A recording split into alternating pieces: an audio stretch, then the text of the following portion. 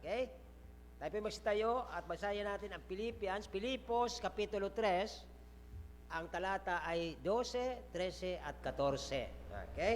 Nandiyan na po ba kayo? Say amen. Di pa. Sige, hintayin natin. Chapter 3, 12, 13, and 14.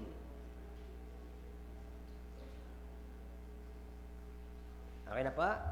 Nakita na? Okay, so, basahin na po natin. Verse 12 po, dahan-dahan natin basahin na may pangunawa. Mahaba po ang oras, okay? Verse 12, sabay-sabay. Not as I though I had already attained, either were already perfect, but I follow after that my apprehended, that which also I am apprehended of Christ Jesus.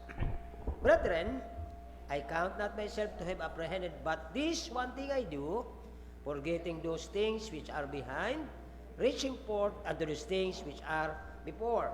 Last verse 14, I press toward the mark of the prize, the high calling, God in Christ Jesus. Sa hapon pong ito ating pag-uusapan, ano ba ang start natin ngayon bilang panghapon? Okay? Kasi may umaga tayo, may panghapon. Ano Pastor, pagkakaiba ng umaga panghapon? Aalamin natin dito mga kapatid kung bakit tayo kailangan. Ang Sunday at ang araw ng Diyos, isa lang. That is for God, ang Sunday. Tayo po'y manalangin. Dahil lang Diyos, salamat po sa fresh start na ito sa unang Sunday ng unang taon. Kami po, Panginoon, nag-aral na nung araw pa, unang minuto sa iyo, unang oras sa iyo, unang araw sa iyo, unang linggo sa iyo, unang buwan sa iyo. Pero maya-maya, Panginoon, nakakalimot kami ayon sa huling nagpatotoo. Binigay mo na sa amin ang lahat. Pero bakit, Panginoon, parang habang binigyan nyo kami ng pagpapala, parang nakakalimutan namin ang mga ginagawa namin sa iyo dati bago mo kami bigyan ng blessing. Lord, sana po wag maulit ngayong taon. Kami po'y nakikiusap, nagmamakaawa, ayon po sa iyong biyaya at habag. Kayo po ang priority namin at hindi ang aming mga gusto. Maraming salamat, Panginoon, sa hapong ito. Banal na Espiritu, kayo po mag-lead, mag-teach sa amin, mag-guide sa amin, sa aming aaralin ngayong hapon. Ito'y aming dalangin sa pangalan ni Jesus. Amen. Thank you very much. So, siguro mag-iisip kayo, di ba? Ano ba talaga, last year, bilangin ninyo, ano lang naman po yan, di ba? At 12 months, divide na natin sa may 4 at saka may 5 Sunday. Minsan na-compute nyo na, last year, nagamit ko ba ang talinong binigay sa akin ng Diyos? Last year ba? Ang galing ko sana sa ganito eh. Nagamit ko ba ng tama sa Diyos? Kasi mag-start na naman tayong panibagong fresh year eh. Bago na namang taon, bago na namang pakikitungo, sa mga bagong apply, bagong pasok sa opisina, bagong kakasamahan, bagong pakikingitian, alam nyo, minsan kung inaalala natin last year, yung mga dating kakitian natin, lagi inaalalayan natin, pinagpipray natin, pinagpala ng Diyos. Ano naman kaya ngayong bagong taon? Minsan isipin natin yon, di ba? Minsan may mga emergency na biglang may desisyon kang ganito, pero biglang ibibigay ng Diyos, magdahan-dahan ka sa bagong mong desisyon, baka mamaya, ikapahamak mo. At talo ng huling nagpatotoo, si Brother Ivan. Sabi niya, ang ganda ng binigay niyang Panginoon, pero ang problema, mga kapatid, listening. Minsan doon sa bagong taon na ito, may natanggap kayong napakagandang blessing.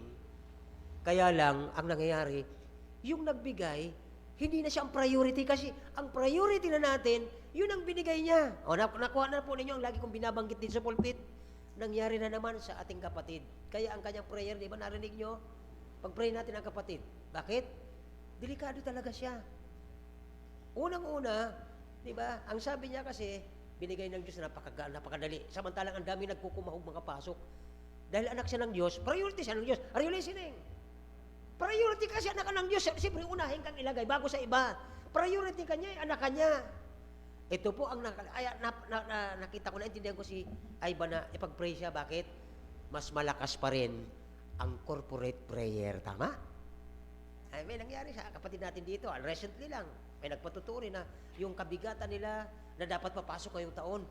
Himala na biglang kinambyo ng Diyos. Bakit? Ang dami nagpipray. Hindi prayer ang topic natin ngayon, pero ang ano natin dyan, sabi na ng unang verse, tingnan niyo po ang verse, pakilagay po dyan, yung una, verse 12. Di ba? Sabi ng Tagalog, kung inyong uunawain ito, hindi sa ito ay aking nakamit na. Hindi sa okay na kami. Okay, sinagutan ng Diyos. Okay, inalis na ng Diyos yung bigat na pasa ng pamilya namin. Hindi sa okay na kami, hindi sa perfect na kami. Ito po ang kanyang purpose, sabi ni Paul. Ako'y sakdal na, kundi, ano daw? Bakit? Upang? Ang alin?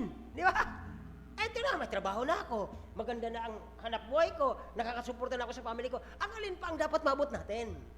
Yun po ang nais ituro ng Panginoon ngayong taon sa ating bago.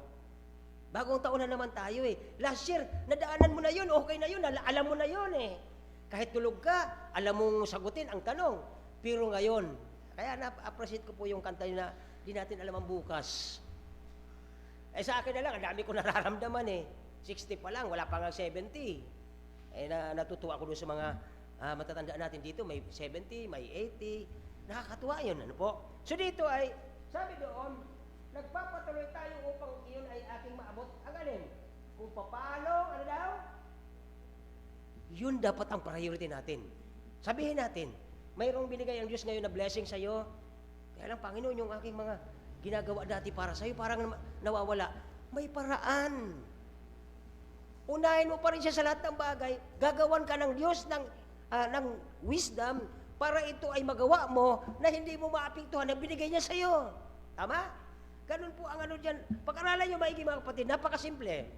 Okay? Bakit? Ang ibig sabihin, kung si Kristo nung nasa langit siya, inaawitan siya ng mga anghel. Sabi ng Diyos Ama, anak, ang plano ko ganito, pupunta ka doon para bayaran mo. Ay kung sinabi ng Panginoon, sino ba yung mga yan? Mga makasalanan yan eh, mga pagkunwari yan eh. Alam ng Diyos ang bago pa sa lupa, kilala niya na tayo, bago pa niya nilalang ang lahat. Naalala niyo ba yon? Bago pa siya maglalang ng lupa at ng tao, alam na niya, nasa isip na niya ang mga pangalan ninyo. Alam na ng Diyos, sabi ko, siya is a powerful God at omniscient siya, makapangyarihan siya. Kaya nga, sabi ba natin, bago ka pa mangailangan, bago ka pa mag-pray, alam na ng Diyos kung ano ang kailangan mo. Kaya ito po ang dapat maabot ng ating kaisipan ngayong taon. Lord, may mga blessing kami, kaya lang parang nakakaabala sa, wag naman yung sinasabing, o sige, alisin mo na ito, Panginoon, insulto sa Diyos yun. Tama? Kaya kanya binigyan kasi nangailangan ka una, tama? Nung nangailangan, pinag-provide ka, ngayon, yung binigay sa yung talent, yung binigay sa yung thoughts, yung binigay sa yung heart, yung binigay sa yung decision making, doon kanya magagamit kung paano mo siya uunahin sa lahat ng bagay, tama?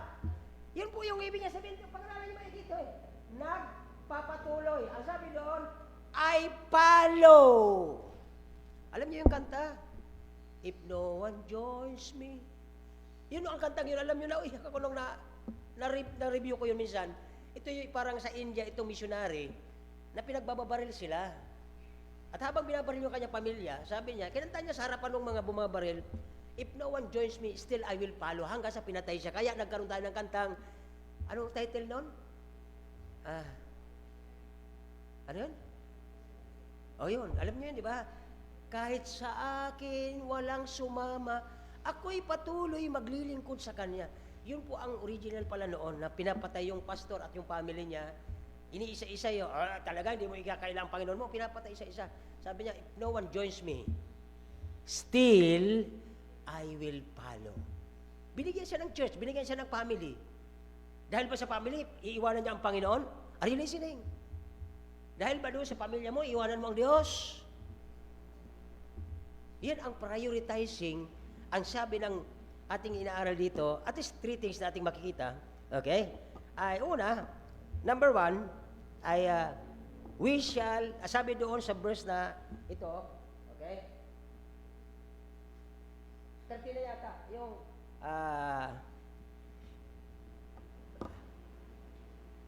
kalimutan na natin yung nakaraan. Verse 13 ba yun? Ayan. Ayan, ito. Okay? Brethren, mga kapatid, sabi niya, hindi ko pinaaring inabot ko na, ngunit isang bagay ang ginagawa ko. O ano po ang gagawin natin ngayon? Mayroon po ba kang pinaplanong gagawin ngayong taon? Na hindi natin mapupunuan, hindi natin kaya eh. Yung mabigyan natin ng konting kagalakan o katuwaan ang Panginoon na nagdusa para sa'yo, binaba niya mula langit, nasaman, inakantahan siya ng anghel, bumaba siya roon, nagkatawang tao siya, naglagay siya ng flesh, at ipinanganak sa sabsaba na napakakati, at napakabaho. At nung siya lumalaki, gusto siyang patayin ni Satanas, napapatalunin siya. Nagkaroon po siya ng pag-aayuno, 40 days, 40 nights, wala siyang inom, walang kain, para malaman ninyo at malaman ko na kaya nating takbuhan ang mga pagsubok at mga tukso. O, di ba? O, kayo sa pag-aaral ninyo. Hindi kayo pinag-aaral doon para pag nakita kayo ng kaklasmate yung maganda, o asikasuhin mo na umaga hanggang hapon, liligawan doon. Tapos pagdating ng exam, bagsak ka. Uy, nakikinig ba kayo? Hindi ganyan ang pag-aaral. Pinag-aaral kayo ng Panginoon para maging kayong the best sa kanyang mga hinirang. Sa mga pinili niya, napakadami ng tao sa kamalig, ilan lang tayo. Diba? Ito naman ang another side of the coin. Yun namang mga anak ng Diyos, pinagpala ang kanilang mga magulang at nung sila'y matatalino na, pinagtatawanan ng Diyos. Ha? Mag-ingat kayo dito. Hindi po ang Diyos kayang lukuhin. God is not mocked. For whatsoever a man sow, kung ano itinanim mo, ay siya mo ding, mga kabataan, nakikinig ba kayo? Nagtatanim ka ngayon, palasagot-sagot ka sa magulang mo. Ang daming nagtuturo dito, nag-camp tayo, naglahat, parang walang baliwala sa tenga mo, parang wala kang naintindihan. Alam mo, nagtatanim ka ng masama sa buhay mo. Ano ang aanihin mo? Kung nagtanim ka ng masama, aanim ka ng masama. Kaya dito, ano ba ang naabot niya? Sabi niya, okay? Mga kapatid ko, ipinapaaring naabot ko na, hindi niyo pa naabot ang pinaka-kaligayahan ng Diyos na natutuwa siya sa ginagawa mo sa pamilya mo. Bilang kuya ka, natutuwa ba ang Diyos sa ginagawa mo sa pamilya mo? Na para kang walang pakialam kung naghahanap buhay ka, ay hindi ka na nakiking asikaso sa bawat isa, sa bawat ministry. Well, hindi po. Sabi ko hindi tayo dyan excuse, lahat tayo pwedeng mangyari. Ang blessing lang, lahat tayo naturuan ng Biblia tungkol dyan. Bilang ate, ano po ang trabaho mo? Anong position mo? Ano ba ang kaya mong gawin para sa family, para sila ay maging malapit sa Diyos? Isa po yun sa prayer request ni JM. Umuwi na? Ayan niya dyan, di ba? Tingnan niyo ha. Mama niya, magkakapatid sila, faithful. At least, isa na lang. Isa sa dahilan, isa pwedeng gawin niya. Matalino ang batang ito. Binigyan ng Diyos. Kaya lang, kung priority niya, ang parang okay lang naman siguro sila doon. Hindi eh. Hindi siya sinasabing naabot na natin. Hindi siya sinasabing okay na siya, matalino na siya sa school. Mga kapatid, ito ang sinasabi ng Biblia. Nililimot ko ang mga bagay na nasikular. Okay na, di ba? Okay na yun, pero ano ngayon ang binigay sa kanyang wisdom ng Diyos? Kaya ang ganda ng nakita kong tutulungan natin sila sa prayer. Bakit? Nagkaisip siya. At ngayon sigurado ako na bago siya matulog, magpipray siya, Lord, tulungan mo aking ama na maging malapit sa iyo. Yan ang sinasabi ng Diyos na pwede kang magamit. Nag-uumpisa na naman kayo, nag-uumpisa lang magsalita. Parang ang boses ko ba, para ba yung, alam nyo, nakanta na parang nakakatulong na kayo kaagad. Di ba?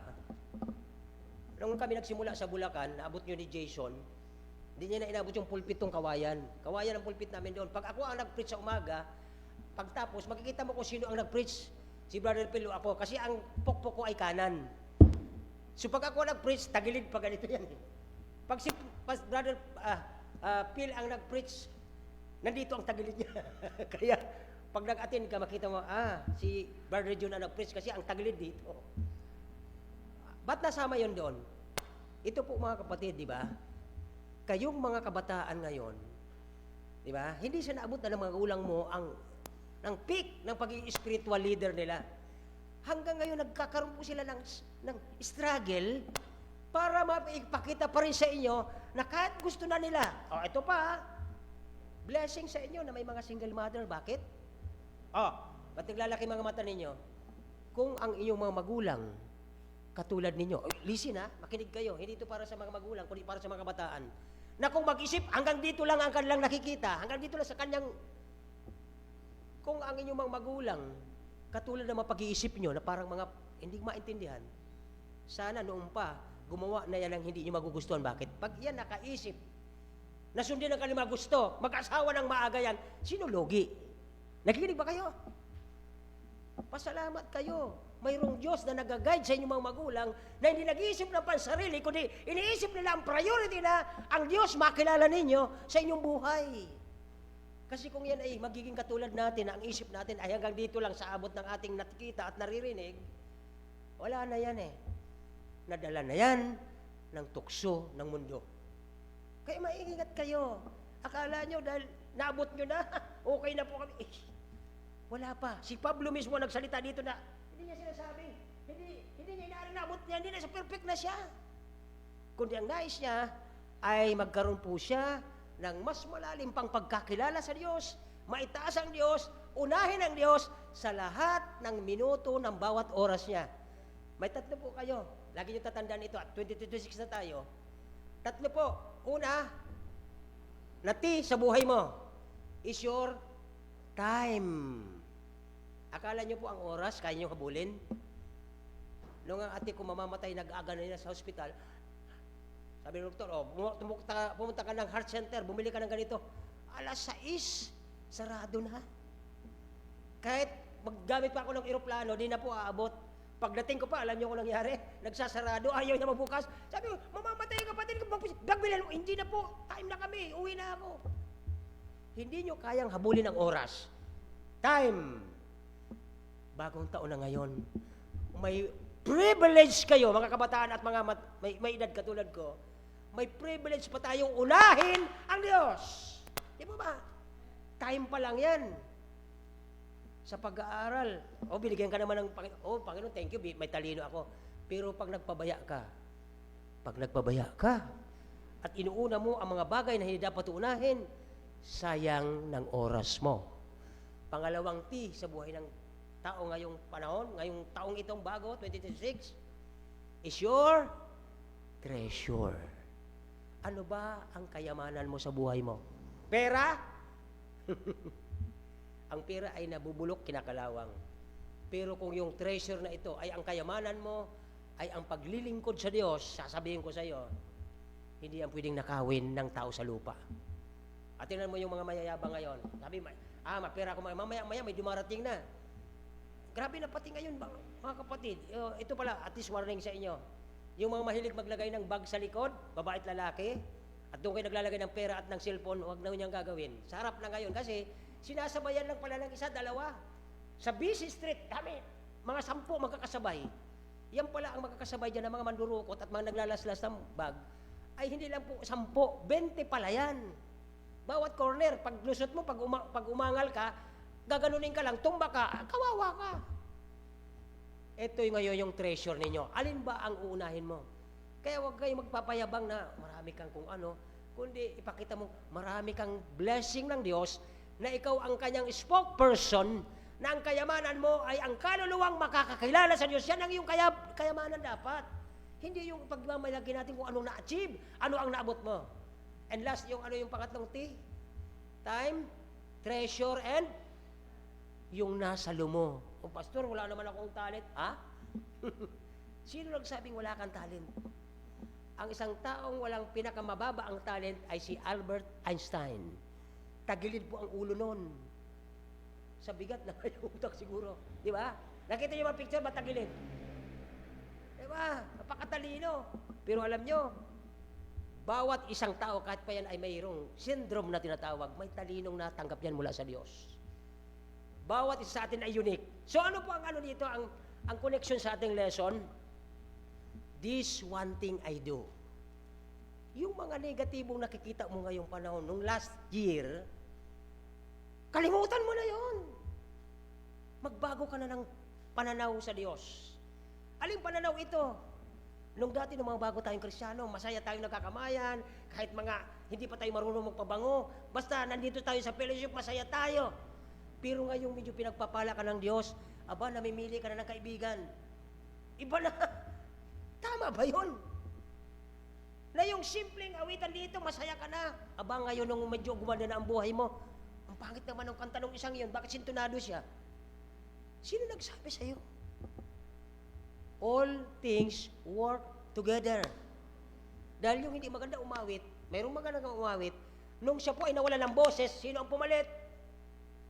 Yung walang boses.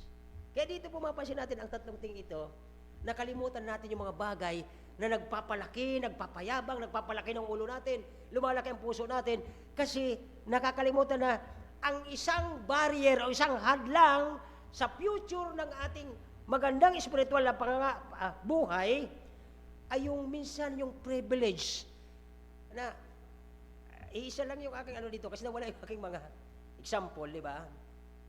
Na yung minsan na akala mo disgrasya, gawin mo itong pagkakataon na maging itong stepping stone para ikaw ay makapagbigay kapurihan sa Diyos. Di ba naalala niyo yung kinikinto ko lagi madalas sa pulpitong ito? Yung palaka na napagkalikot-likot, nakapasok pagtalo niya, nakapasok sa balde ng gatas. Di ba? Eh siyempre malulunod siya doon dahil pagtatalo niya, malambot yung sinisipaan niya, hindi siya nakakatalon pa labas sa balde. Ay nagtry siya.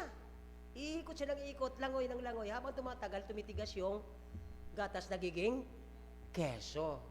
At nung keso na siya, doon siya, sumipa ng pagkalakas-lakas, nakalabas siya. So may pagkakataon mga kapatid dito na hindi sa, kunyari magaling ka na sa Bible, kunyari marami ka nang nadalang kaluluwa, nagyayabang na, hindi po dapat.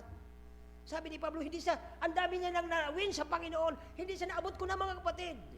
Kundi ito ang aking ginagawa, one thing I do is forgetting, okay, nililimot ko ang mga bagay na nasa likod. Ano yun?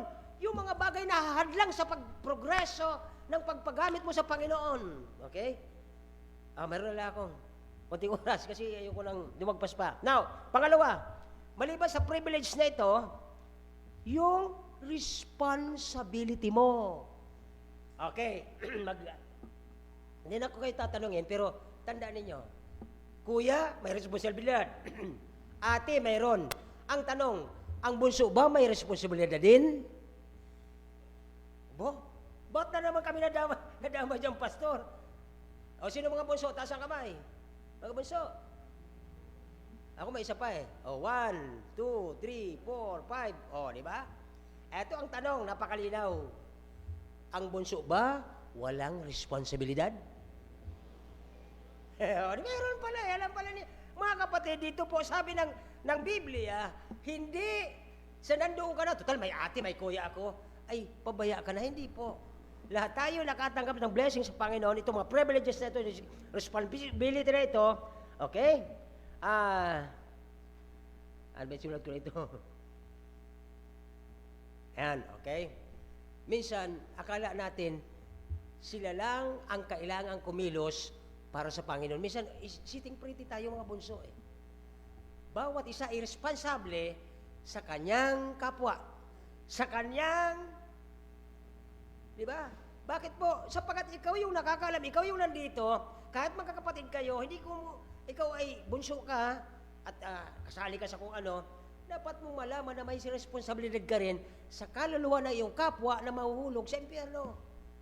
Tayo ay gamit ng Diyos dyan. So yan po yung mga privileges, mga responsibility natin. At ang pangalawa, yung minsan, nangyayari talaga ito sa family. Yung nakaraan, ito po, tandaan nyo ito sa magkakapatid. Yung nagawa sa iyo nung nakaraan, inuulit mo ngayong taon, wag na! Nakaka-discourage yan, nakakahadlang yan sa paglago ng bawat isa. Bakit po? Ito ang sabi niya eh. Hindi ginaring, magaling na ako. Hindi ko sinasabi mas magaling ako kaysa sa inyo. Are you listening? Kahit ang aking level ay nasa pastor, parehas pala naman tayo natutokso. Ito po ang maganda. Okay? Dahil hindi mo na inaring nabot mo na, okay? Itong uulit-ulitin mo sa kanya, parang pinamumukha mo, parang kang si Devil. Alam niyo ang ginagawa ni Satanas everyday sa atin? Sabi niya, di ba nagkasala ka kahapon? Hindi ka na pwede sa langit. Meron ako narinig parang kanina, na kung bakit parang hindi siya nag-aano sa parang paningin niya, parang imagine niya, ano lang naman kayo tunog lata lang kayo, sabi ng Corinthians 13, di ba? Na para bang, nagkakanta ka nga, pero wala naman sa puso mo. Mag-iingat kayo dito kapatid. Although alam mo na pala na nagkamali ka ng una, and why, hanggang ngayon sinasabi mo, hindi ako pwede Panginoon eh. Ano ang pagkaintindi mo ng 1 John 1:9? O kayo magsalita. Ano ang pagkaintindi mo ng 1 John 1:9? Saan binawa ang 1 John 1:9? Para sa mga unsaved o para sa atin? Para kanino ang pinagawa? O, recite nga 1 John 1:9. Sige nga, huwag na natin tingnan dyan. 1 John 1:9, if He is faithful to and diba? Tapos sabi mo, Lord, patawad po nagawa ko. Tapos kinabukasan sabi mo, Panginoon, ayoko na mag-serve kasi parang napaplastikan ako sa sarili ko. May problema ka doon. You are not forgetting those things which are behind na pinatawad na ng Diyos yun eh. Because God is faithful. Tapos para bang mas magaling ka sa Diyos. Lord, ayoko kasi may ginawa ako eh. Alam niyo, ang Panginoon, napakabuti niya. Tayo naman ay hindi. Yes, nagawa mo. O sabi ng Panginoon, if we confess, huwag mo lang gagawing lisensya yon. Well, mga kapatid, ako mismo nakakagawa ako ng mga mali. Pero sabi ko, Lord, hindi ko gusto, kaya lang, silaman ko ang gusto. Lord, patawad po. Ayaw ng Diyos na paulit-ulit mong gagawin yun. Kaya lang, sabihin mo sa Kanya, Lord, hindi ko na gusto yon. Okay? So dito po ay, then, okay, ito ay magkakaroon po ng development sa buhay mo. Kasi kung paulit-ulit mo sasabihin sa kapatid mo, ikaw nga, ginagawa nga, po maganda yon. Hindi siya mag-grow doon kasi ikaw mismo ang nagagamit ng diablo para i-discourage siya. Then, personal development sa atin, okay, yung ating paglago, na hindi, naintindihan mo na to, alam ko na ngayon, ganun pala. Kasi mga kapatid, naintindihan ko po yun, nung araw din, ganyan din ako kahigpit sa sarili ko. Membro din ako ng choir. Tapos, nag-practice ako. Maya-maya, nung nagpa-practice ako, lumalaki yung ulo ko, sabi ko, kita nyo, kaya nyo ba yung ginagawa ko? May boses ba kayong katulad ko? Pagka, di Sabado yun, pag linggo na, nandun ako, sabi nung aming trainer, si Ninong Sani, uwani ka na, nag-practice ka ba kahapon? Sabi ko, wag po, kasi nakikita ko, natatayo ako dyan, napaplastikan ako eh. Yun yung sinasabi ko sa inyo. Lahat tayo may ganyan. Ibig sabihin, kinakausap ka ng Holy Spirit, nung naramdaman mo itong yung pagkukunwaring ito, ano ang first na ginawa mo? That's the point. Nung nalaman mo na may pagkakamali ka, anong ginawa mo? Di ba sabi mo, nagyabang ka sa Diyos? Lord, kasi, ganun lang naman din ako lagi. Kasi hindi ka humihingi ng tawad. Tama? Gising pa kayo. Nagmamalaki ka pa, hindi ka na nga humingi ng tawad, nagmamalaki ka pa eh. Lord, kasi gumawa ko kahapon, tapos inulit. Ano bang utos ng Bible? If we confess. Tapos na dapat eh. Kaya lang ikaw ay nagmamalaki, ayoko pumunta doon kasi napaplastikan ako sa sarili ko. May mali ka din doon eh. You are not obeying what the Bible say. Tama? So, next, iwanan natin yan. First, number 2. Maiksi na lang oras ko, okay? So, we must forget the past sin. Yung mga pagkakamali natin, ibigay mo na sa Lord, kandaduhan mo sa likod ng chapel yan, hindi ko na ibabalikan. Ito po ang problema. Pagkatapos ng preaching ng pastor, uwi na tayo. And the people of God said, Amen. Pupunta ka naman sa likod. Lord, kukunin ko uli yung mga mabigat sa likod ko. Yun ang ibig sabihin noon. Alam mo nang mali, iiwan mo lang pag magsisimba ka, iwan mo lang muna sa likod. Punta ka sa likod, iwan mo muna. Ayan yung kabigatan ko, mga problema ko, makasalanan ko, dyan na muna. Pagkatapos sa service, paglabas mo, babalikan mo na naman. Naintindihan niyo po ba ibig ko sabihin? Ngayong 2026, wag na po ninyong babalikan yung mga inialay mo na, ibinigay mo na sa Lord, ayoko nito, masama ito sa buhay ko, mabigat ito. Lord, sa'yo na ito, sapagkat magiging hadlang ito sa aking pagsisilbi sa iyo. Paano ka magsisilbi? Every time, pag-atid mo ng service sa umaga, Lord, ito yung mga problema ko, kabigatan ko, iwan ko dyan sa likod. Pagtapos natin, babalikan mo na naman. Daladala mo naman pag-uwi. Pagdating sa bahay, maririnig mo na naman sa anak mo, sa asawa mo, pinagsasabihan mo, and one thing, kung bakit hindi mo nadadala ang asawa mo sa bahay o sa simbahan, nakikita sa karakter mo bilang Kristyano. Hindi mo siya madadala.